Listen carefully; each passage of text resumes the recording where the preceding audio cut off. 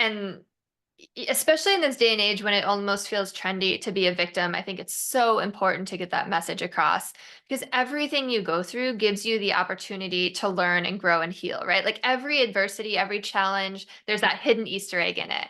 And once you find it, you level up. And life really can be a game like that. It really can be fun like that. We take it so seriously, but it can be really, you can hold it really lightly. Yes.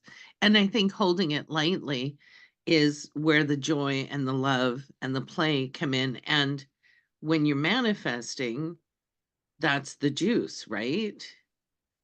That's Yeah. what feeds into it. Yeah, and then the cool part is that once you're on that frequency of joy and love and play, you're attracting more of that into your life. Yep. So it's just a Yep. win-win. Yeah, Yep. exactly. So Exactly. let's see if we can dig in a little bit because you have so much wisdom to share, and I want to really take advantage of this opportunity. What were some of the narratives that you used, and what were some of the tools that you used to overcome the fear and the self-deprecation and kind of those thoughts that I same thing, really traumatic upbringing, childhood, blah blah blah, overcome it. What were some of the tools you used to get you through that? We've heard of books, we've heard of classes, but what are standouts for you that our audience would benefit from? Yeah, that's such a great question.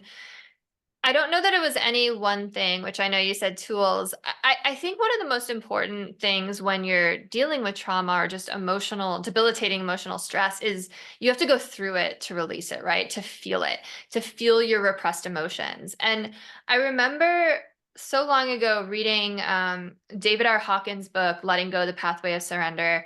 And it's a phenomenal book. It's all about how, we hold on to repressed emotions. He says this thing that's like, you know, outside events don't make you angry, you're already angry. And they give you this permission to unleash it onto the world. Like people with repressed emotions are like pressure cookers, just waiting to vent them onto the world. And I love that book. It's a phenomenal book. I recommend it. But I was left after that book being like, okay, I understand this idea that you have to release your repressed emotions, but how do you do that? Right? It Right. didn't give me the how. And I had to kind of explore that with all of these teachers. One thing, one exercise that really, really was powerful for me is Osho's dynamic meditation. And I know Osho's a controversial figure, and hopefully we can separate anything that his followers might have done from the wisdom that he gives the world. But what it is, and there's so many other places you can find these things, is it's breathing exercises that trigger this emotional release where it's this catharsis, right? It's primal screaming, it's just getting all of that out. And the cool thing is, as you start to release repressed emotions, they're really layered. So oftentimes, like really intense anger is actually covering up really intense heartache, right? Like really deep sadness. And once you allow yourself to feel that anger, it often morphs into that sadness. And it doesn't take long. And I've felt it in real time. I've had that moment where I'm like screaming and pounding the floor and swearing, and then all of a sudden it's just like a shift happens and I'm just sobbing. And it's such a powerful moment where you're like, wow, I released that top layer and now I'm digging deeper. So things like that have helped a lot. And different meditations have also really, really helped me. Um, different journaling exercises, and also just learning, just gaining knowledge and understanding that there's other ways to look at things. And that's really what my book is about. When you shift your perspective, whole new pathways open up before you. Yeah, I love that. I agree 100%.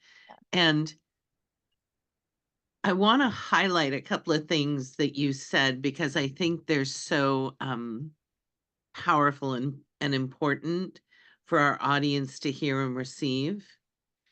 Give yourself permission to go through all of the emotions. Don't stop and pitch a tent and hang out in an emotion for a while, but keep moving. That's so wise because when you get stuck, that's where you live your life from, Mm, right? yeah, And yeah. s- and so I love that you are encouraging people, you can do this, you can move through the layers. There may be a couple, but you can do it. It's all within you.